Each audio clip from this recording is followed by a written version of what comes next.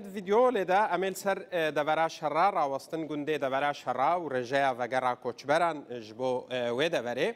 اگر ام جناوندا شرا بخوا دست پی بکن ناوندا شرا گنده شرا هجماران اشتجیه و 1381 کسن 107 مال اصلي دوراد الصد مالي وگرانا گند ل 6 مالبات عرب جيل گند هاتنا نشتجي کرن اگر امرنا خراب شرا تاخك شرا جهانا هفدو گندکی مزنا 4157 کس نشتجیوینا 125 مال در دوره 300 مالی وگرانا 25 مالبات عرب جیل گنده خراب شرا هاتنا نشتجی کرن امرنا باکور شرا باکور روجهلات گنده سینکا جی 1818 کس نشتجیوینا شست و دمال در دوره 200 مالیج اصل 200 مالی شست و دمال وگرانا 20 مالبات عرب جی لی هاتنا نشتجی کرن خوازم بیجم شرا و خرابه شرا و سینکا وکا سه تاخا به هفرا دبنا ناحیه شرا جهر سه گنده پیکته اگر امهرنا هین باشور شرا ورنا گنده متینا 1962 کس هجمارا نشتجیانا 6 مالبات اصل 105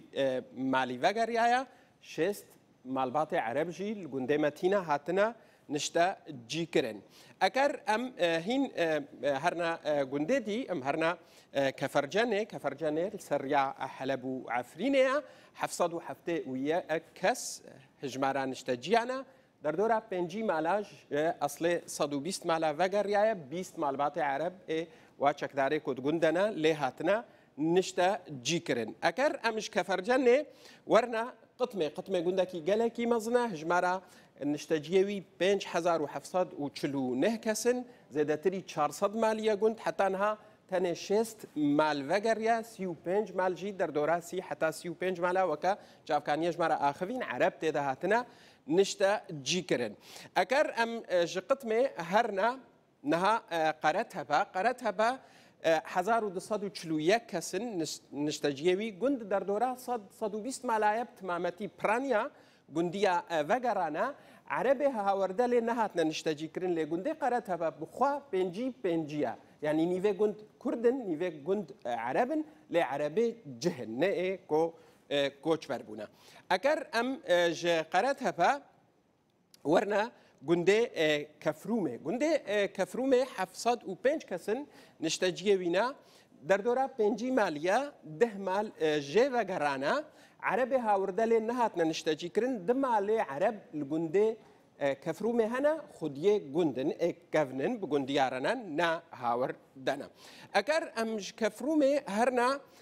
باني دورنا ميدان كي جندكي مزنا در دوره بلكي 700 ماليه حتى انها تنه 110 مال جي وگرانا تواهيه نشتجيه 4969 كسن در دوره 125 مالبات عرب الجندي ميدان كي هاتنا نشتجی کرن اگر امج میدان که هرنا نازانها گنده نازا گنده کی مزنه 1873 کس نشتجی وینا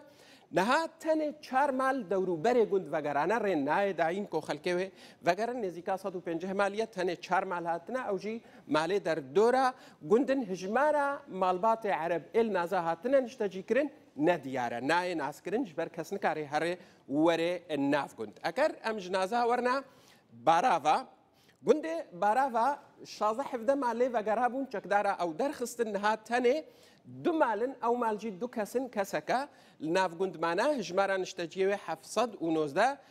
کسن هجمارك مالبات عرب لی هاتیه نشتجی کرن لی زانیاریه هور درباره هجمارا وان مالبات عرب دا نینن اگر ام جباراوا ورنا گنده چما 956 کسن نشتجیوی 8 مال اصلی در دوره 140 مالی وگرای عرب لین نهاتنا نشتجی کرن وکا گندیه الور بمرا آخوینا اگر ام چما بروا هین باکر روشلا ده هرن گنده عمره 935 کس هجمارا گنده عمره 30 مال در دوره اصلی 100 مالی در دوره 30 مالی وگرایا نای زانین چند مالبات عرب لی هاتنا نشتجی کرن یا نه اگر ام ج عمر هرنا گندکی دی مزن هرمه گنده درسوانه هجمارا وینا 3800 کسن لگور نفوسه 109 مال وگرایش اصلی نزیکا 400 مالی یا بلکیش 400 مالی بهتر جی هجمارک مال باطی عرب له هاتنا نشتجی کرن له هجمارا وینا نا دیاره ج ماوا اگر ام ج درسوانه درباس ببن ما تواهیا گنده کوزانیاری د آلیه الشراده کتنا دسته مدا ما جوارا پیشکش کرن